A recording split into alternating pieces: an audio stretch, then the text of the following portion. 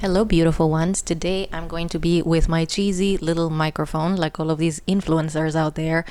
I just really don't have the opportunity right now to set up my whole microphone that you usually can't see on the camera. So I'm going to be using this because I'm coming to share something that I saw in a session with a lovely soul. And I'm wanting to share this here so that in case you find yourself like feeling like you have a similar path, so that you know what is available. So in my work, when I do light body energy clearing, energy healing, and when I'm helping people do soul retrieval, so often we bump on things that are so old but still they still touch us to this day. And today I had a session with a beautiful being who came to me because they felt like they were struggling with debilitating anxiety, and specifically the anxiety was coming online when the person was about to go to their office and start doing their job. They had a new job and it had to do with a lot of clients and being on the phone with clients and securing deals and just really being of service. So not securing deals like as I asked, I was like, the first thing I was like, maybe it's that there's an aspect of you that feels like the job that you are doing goes against your sense of integrity. So what exactly is your job? What kind of deals are you making? Because if you're making deals for a cutthroat kind of corporation, this anxiety that you're feeling could also be that it's something that it's not for you. But that beautiful soul just told me a little bit about that work and what they're doing, and it really is actually positive for the world. Is one of those few things that you say, okay, the world needs more of that. So what are we dealing with? Why is this light worker actually being hit with such anxiety, especially when trying to do this work that is so needed right now? And specifically, I thought maybe this is negative interference, because this is something that we're dealing with a lot when we're stepping into purpose. You might deal with psychic attack from people, from entities, demonic interference, feelings of failure that actually end up becoming failure. And it's like, why?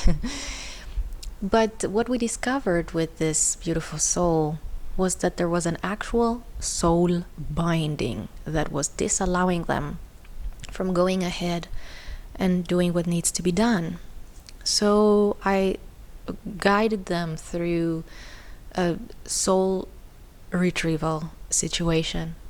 The first thing we did was we went back, closing your eyes, asking yourself, basically, like really condensed here, very simplified, but asking to be shown what is it. Because when I found with my own guidance that this is an aspect of the person that needed assistance, that was basically making this whole situation get stuck. So we asked, who are you? Show yourself. Show us what needs to be seen, what is needed right now to understand the situation. So my client was shown a 12-year-old version of themselves, and apparently there was a soul bind that held the statement of independence is disobedience. Long story short, this person was growing up with really toxic parents, as always, courtesy of our lovely parents, all of the tremendous issues that we have to deal with, from trauma to demonic attachments and actual soul bindings. A soul binding normally, you guys, is happening with witchcraft, okay?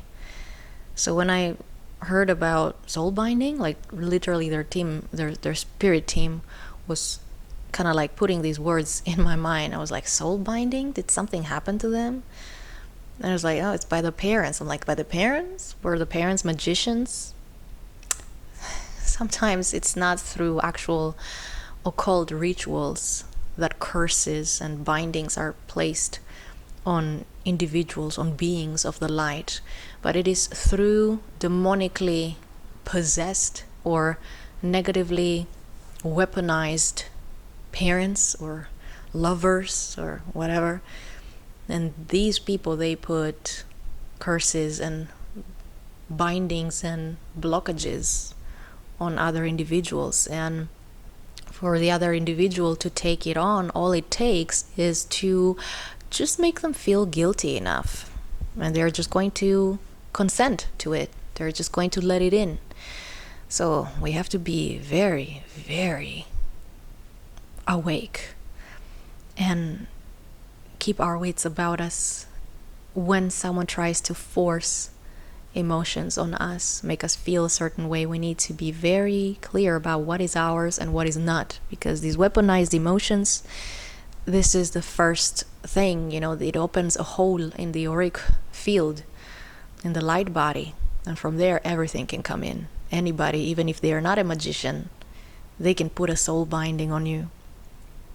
So this little one, when they were a little one, these parents, they were so draconian, and this little person couldn't do anything. Whatever they wanted to do, they wanted to climb, they wanted to skate, they wanted to do this, that, everything was a no. The best thing for these parents, I guess, the thing that what they wanted would be if their child is bound at home and sitting and doing nothing with their lives. Such control they wanted to have over this little person.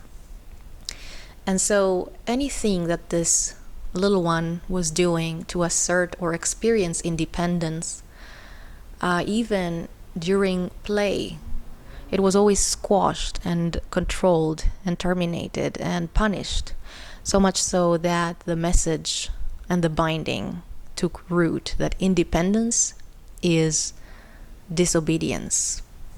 Fast forward to now. My client was hit with this anxiety every time they were about to take an action, actually, that was going to be good for them, specifically on the front of becoming independent financially. In this family, finances was the way of independence. And so, this particular job, if they were able to do everything right and book the calls and book the deals and everything, that would have brought an enormous amount of wealth, the likes of which this person would be completely independent from their family. So this aspect, this 12-year-old aspect with the soul binding, 12 years old, because that's when it happened. There was an experience of severe punishment, and usually that's what happens, that's what it takes. A punishment severe enough that it drills the message. I come from a household, personally, where there was incredible violence and severe corporal punishment. I grew up with narcissists and psychopaths, and I know that it does drill into you things. And at some point, we are being called to look at these things. Like, your anxiety, your discomfort is not just resistance. When I hear people saying, yeah, you just have resistance, you're pinching yourself off of your well-being.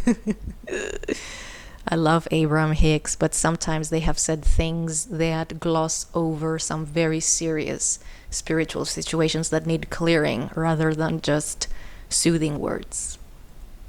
So this 12-year-old aspect was stepping forth. Every time my client was about to do the important phone call, and they were feeling debilitated. So what we did was, first we had to go back and find that aspect, talk with it, So retrieve it. To retrieve it, it really means to go and shake it awake, because it is stuck, it is frozen in a timeline when the trauma occurred, when the binding happened. So you really have to go and shake them out of the frost and retrieve them, which means tell them to come to the future with you. And then you have to integrate them.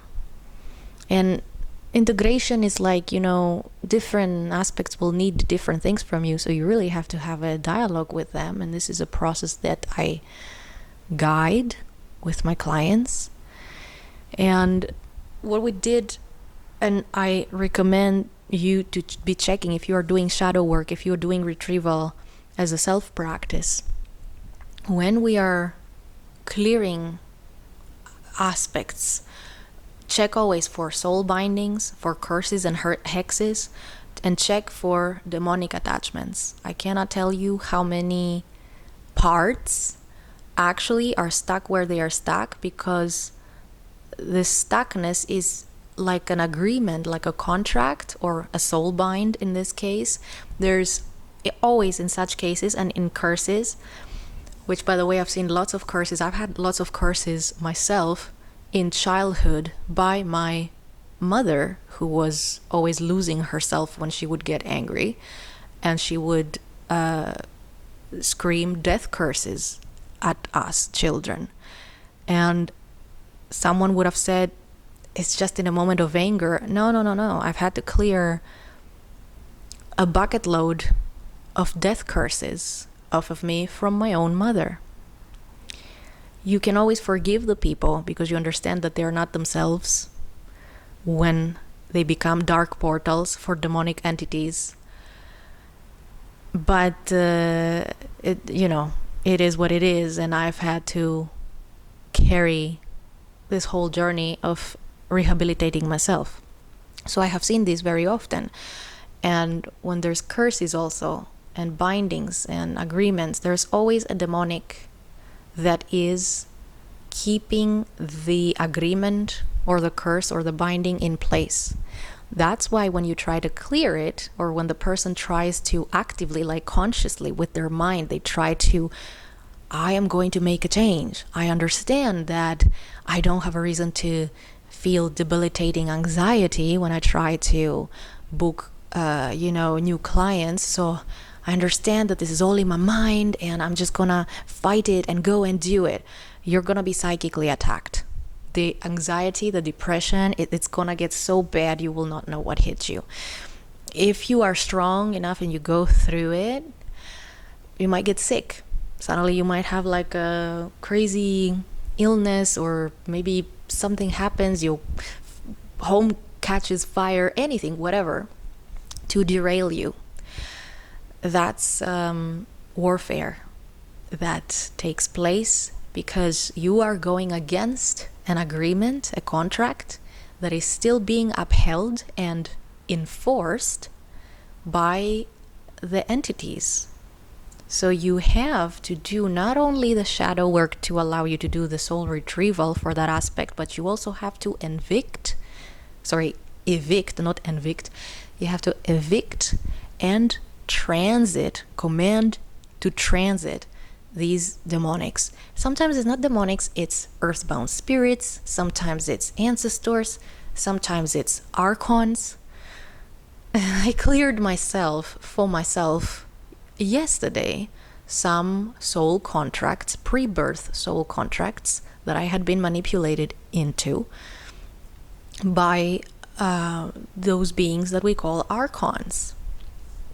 Consider them like the contract brokers before souls get incarnated. They show up and they tell you things like, this didn't work very well in your last incarnation. This didn't go well with that person, your parents, your ex-lover. You need to make amends. You need to go and make it right. This is how they manipulate you. They manipulate also the belief systems that we have throughout life. And so before our next lifetime, That's how they broker contracts that are putting souls into a forced reincarnation cycle. Right now, and I've said many times here and in my membership, that the forced reincarnation cycle and the beings that were keeping it going, they have been evicted and they are being ousted. The consciousness has risen at such a level that such victimization programs, because it is a victimization, if I'm telling you, if I'm manipulating you into being reincarnated, and then when you're incarnated here, I'm telling you, you chose that. No, I chose it because I was manipulated. It was half-truths. I was coerced. So it wasn't informed consent. You hijacked my consent, and this is abuse. This is victimization. But we are starting to clear all of that stuff collectively. Think of all of the collective clearings and healings that we are doing. The shadow work. We are unhooking from all of these programs that were feeding the parasitic, archontic structures. And so yesterday, for example, I cleared for myself some stuff, and then I was viciously attacked afterwards as backlash. So expect that there is always also a little bit of resistance that you receive, potentially. So keep on putting shielding and protection and around you, because we are breaking free. And these entities, they're like, no, we're gonna intimidate you back into complying. And so there's lots of, I hear for so many people like right now, they're like, oh, psychic attack is so prevalent. Why? Yeah, that's why. Because with every step you make and you are overcoming something, or you're telling the bully, I terminate my contract with you, you're not having it. That's why it's so important when we're terminating soul contracts like that, or when we're doing soul retrieval, parts work, shadow work, that we are also asking, are there any negative entities or demonics that are keeping this, whatever, what was the programming that aspect has? Was it a contract? Was it a, yeah, as I said, this one here, it was like, oh, independence is disobedience. So let me sabotage my independence. So that's a program. In this case, it was a binding. There's always entities that are keeping these agreements in place and are enforcing them. And how they enforce them, yeah, every time you go, you try to break out of them, they blast you with very low vibrational emotional states, so that in the end, even you might think, oh, that can't be the right thing for me to do, right? It's like a remote control kind of situation. So always work to evict and transit also the entities related with these situations. Now, after we cleared this, oh, and I have to say that there was one big entity that was holding the soul bind in place, and there were 3 other ones. These were also demonics, but they were kind of smaller in status. And these 3, they were posing as internalized parent archetypes in the psyche of my client. Because when we were asking, it was like, who else is telling you that independence is disobedience? And my client said, I'm seeing 3 figures, but I cannot see what they are. So we did a little bit this exercise where you visualize that you're taking a flashlight, like a big one, and you're pouring the light there. What do you see? And it was like, I see mom, dad, grandma. And then I challenged them. Are they who they show they are? No. When you challenge them, my clients saw them as these demonic beings. They looked a little bit like Lord of the Rings, the Nazgul, kind of like, that's how she described it. And so we knew that these are not, because, you know, sometimes there are internalized parent, you know, parts inside of us, you know. But I am seeing more and more that they are usually negative entities that are posing as that. So evict them too, transit them too, tell them that your agreement is terminated and they must return to organic gut source or to a place of origin. These are their rights. But they do not have the right anymore to stay, because in natural law, in cosmic sovereign law, you have returned now to reclaim and retrieve that aspect of you. It belongs with you now. It doesn't belong to them anymore. So this is very important. So many people I've seen, they do like soul retrievals, and also with shamanic practices, shamanic by not serious shamans, if I may say, where they say, we're gonna do soul retrieval, and they do soul retrieval and they leave all of these entities unemployed, basically. So you took away the object of the agreement that they had with that person. Now they're gonna come after you because they're like, hey, you left me unemployed. I need like, let's make a new deal. They're gonna be pestering you. You're gonna be feeling depression, all sorts of things. So it's very important, if we want to be saying that we're doing proper shadow work and soul retrieval, we have to get comfortable with evicting negative entities. I know this is a conversation that in the spirituality community is very much poo-pooed, because it's like, what? There is no such thing as negative entities. Everything is love. Everything is light. Well, there is polarity. And ultimately, you know, the results speak for themselves. Try it. You got nothing to lose. Just learn good tools to be able to do this kind of work effectively and successfully and safely. I am talking endlessly about that in my Sacred Alchemist membership. These are tools that are available out there, and it's time that we become well versed in challenging energies, into directing consciousness, into feeling confident enough to tell energies where to go, that they cannot stay here, that they must leave, you know, and also help them transit out of this time-space continuum where most of these negative entities, you know, they're negative because, and they take like their vital life force energy through such parasitic soul agreements and bindings and curses and hexes and stuff, because, or possessions and entity attachments. It's like because they've been separated from organic gut source.